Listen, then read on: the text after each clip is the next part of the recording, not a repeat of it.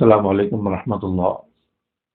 ابھی گزشتہ دنوں ایک شخص نے، ناظر عباس تقوی نے، صحابہ کرام کی گستاخی کی اور بدترین گستاخی کی۔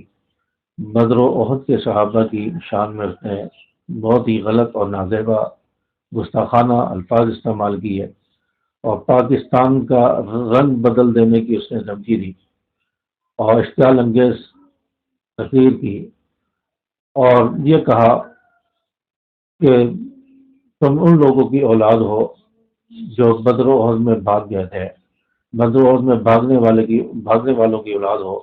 ہم تمہیں جانتے ہیں، تمہارے اندر تپڑ نہیں ہے، تم کچھ نہیں بگاڑ سکتے ہمارا، اور ہم نقشہ بدل کے رکھ دیں گے پاکستان کا۔ اس طرح کی الفاظ اور باتیں اس نے کہیں۔ آپ یہ ویڈیو میں آپ خود بھی ہمیں پتا ہے تم بدر و احد سے بھاگنے والوں کی اولاد ہو، ہمیں پتا ہے، تمہارا اصل بھی پتا ہے، تمہاری نسل بھی پتا ہے۔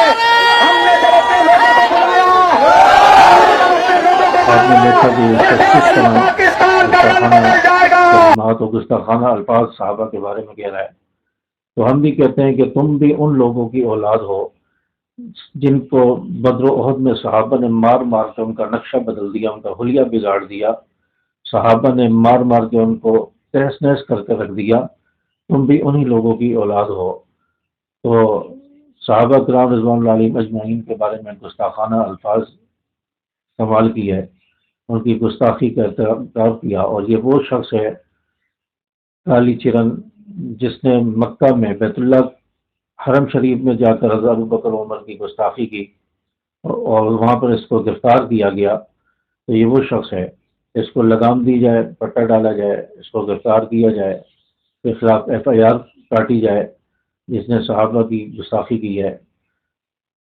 اہل تشیع کی طرف سے یہ پورا منصوبہ تھا کہ 25 اگست تحفظ ختم نبوت مارچ، اس پر حملہ کیا جائے اور پھر قتل و غارت ہو، حالات بگڑیں گے اور لوگ ان کے شہید ہوں گے، حالات خراب کرنے ہو جائیں گے۔ یہ ان کا ایک منصوبہ تھا، لیکن اس میں یہ ناکام رہے۔ پھر دوسری انہوں نے یہ سازش کی کہ چیلم کے جلوسوں کے اندر صحابہ کرام کی گستاخی کی جائے۔ گستاخی کی جائے گی تو اشتعال پیدا ہوگا، احتجاج شروع ہوں گے اور حالات خراب ہوں گے۔ یہاں بھی کچھ نہیں ہوا۔ پھر انہوں نے میاں والی میں قرآن پاک کی بے حرمتی کر دی، مسجد کے تقدس کو پامال کیا، علم لہرایا، سنیوں کو مارا، تو اس سے بھی اشتعال نہیں پھیلا۔ تو اب یہ لوگ گستاخیوں پر اتر آئے ہیں۔ چنانچہ ایسے لوگوں کو لگام دی جائے جو پاکستان کا امن بگاڑنے کی کوشش کرتے ہیں، اور الحمدللہ اہل سنت علماء کو اور اہل سنت کو شاباش دینی چاہیے کہ جنہوں نے ان سب کچھ کے باوجود امن کو ہاتھ میں نہیں لیا، امن و امان کو برقرار رکھا، اپنے کارکنوں کو کنٹرول رکھا۔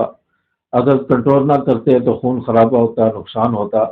اس پر اہل سنت علماء کو اور عوام کو، انتظامیہ کو شاباش دینی چاہیے کہ انہوں نے حالات کو کنٹرول میں رکھا، اور شیعہ کا جو منصوبہ تھا وہ منصوبہ فیل ہو گیا، فلاپ ہو گیا، اس میں وہ کامیاب نہیں ہو سکے۔ اللہ تعالیٰ سے دعا ہے کہ اللہ تعالیٰ ہمارے شہر کراچی اور خصوصاً پاکستان کی اللہ پاک حفاظت فرمائے۔ السلام علیکم ورحمۃ اللہ۔